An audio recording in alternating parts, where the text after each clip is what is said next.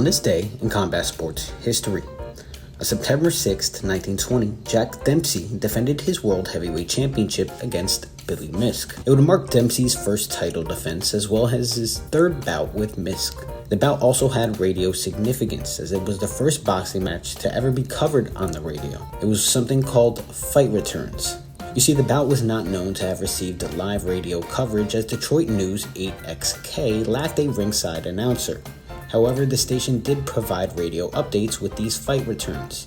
The radio phone would continually air progress surrounding the bout with the announcements being spread across 300 wireless stations. Having spread the match result announcement 30 seconds after radio stations gained word of it, the radio phone notably beat traditional bulletin board reports in announcing this by about 30 minutes. Now as for the fight, the champion Dempsey would dominate, coming out on top by a third round knockout.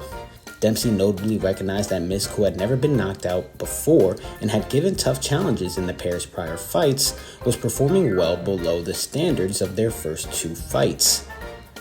I began to feel that Billy wasn't giving me as tough a battle as I had expected. He did not seem like his old self. Well, there would be a reason for that. Unbeknownst to some, Miske had only a few years left to live. In 1916, he was diagnosed with Bright's disease, a condition which causes inflammation of the kidneys. Miske would fight 2 more times before passing away in 1922. Meanwhile, Dempsey successfully defended his title until he finally lost it to Gene Tunney in 1926. Ultimately, the radiophone reports occurred during a period where recordings of radio broadcasts were really rare.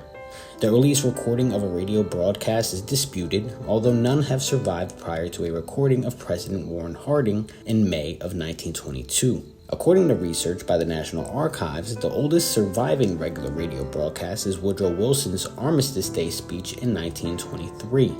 Thus, all radio broadcasts beforehand, including the Dempsey-Miske bout, are deemed permanently missing.